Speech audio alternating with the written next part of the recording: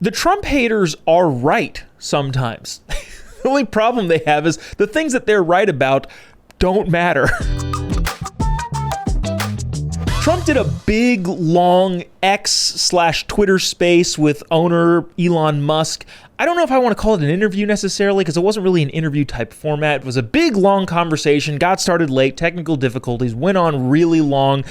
And I think the most fascinating and telling part as to where we are as political sides was watching what was going on in the comments section with a bunch of your lefty activists, your liberal media elite, and your just Trump haters overall.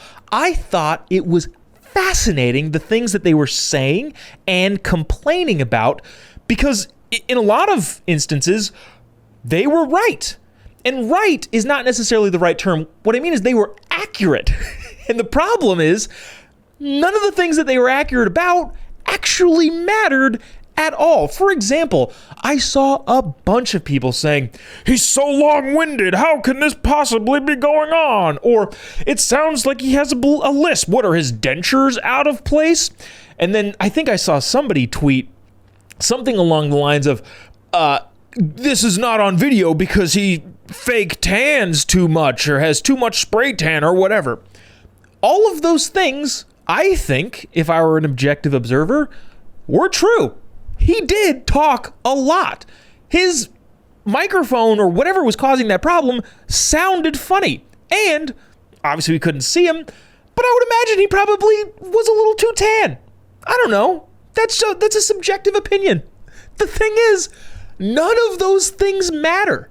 What I think I've realized about all of this is that liberals / Trump haters, the thing that Trump haters don't know about themselves is that they are accurate in their assessment. The problem is the things that they are assessing don't matter.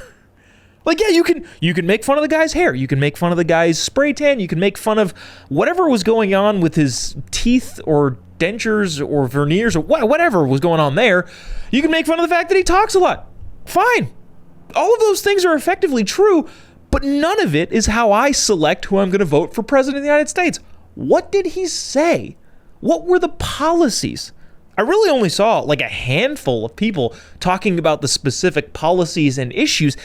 And even then, I think it was like PolitiFact or somebody fact-checked him saying, well, the millions of people coming across the border are criminals. And they said, this is not true. They're not all criminals. To which I said, okay, but on a technical basis, is coming into the country illegally, does that not make you a criminal? Isn't that in the word illegal? But that's beside the point.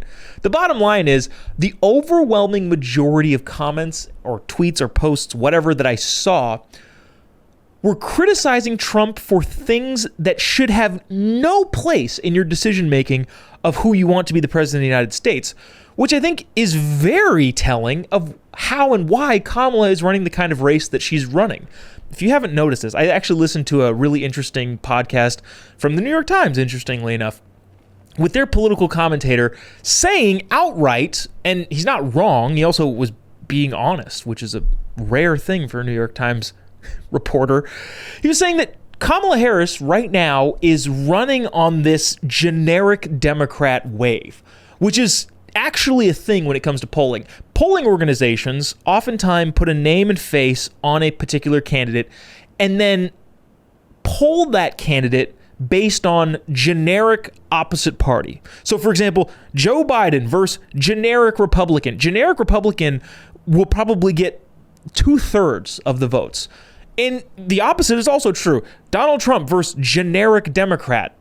Generic Democrat probably gets 2/3 of the polling there too. What he was saying is that in most cases, when somebody runs a political campaign, once a name, face, and background is attached to the candidate, all of a sudden it becomes a different race.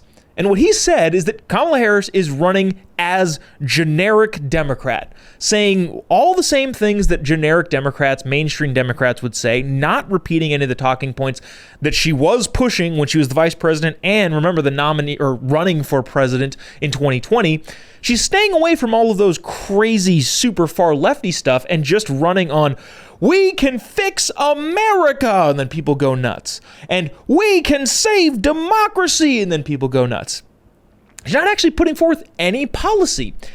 And while that may seem degrading to the American voter, dismissive of the American voter, if you look at the comments, on Twitter or X during Trump's thing, or just really look at any of the social media posts, try to figure out if there are policy positions rather than, I don't know, semantics or criticisms on the dude's weight.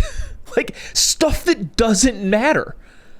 Oh, he's long-winded. He's just rambling. Mark Cuban tweeted that, and I like Mark Cuban. He said, oh, he's a rambling man. Like, yeah, it's just a conversation. That's how he talks. I don't really care how long he talks about any particular issue. Did he go on way too long? Probably. Yeah, I would say so. I think he probably talked for too long on certain topics, kind of jumping around to this, that, and the other thing. But at the end of the day, I don't care. I talk for a living. There was a guest here today who I was talking to, and we hit a myriad of different topics and things to talk about because that's the way conversations work.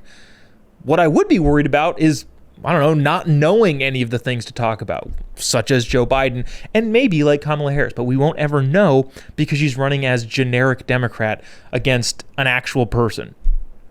But that's, I think, the biggest thing that I think lefties don't understand about themselves, and that is the fact that a lot of the things that they say, we don't have any argument against. I have no argument against, I don't know, Donald Trump's hairstyle. But that's not a good argument of why he shouldn't be the president.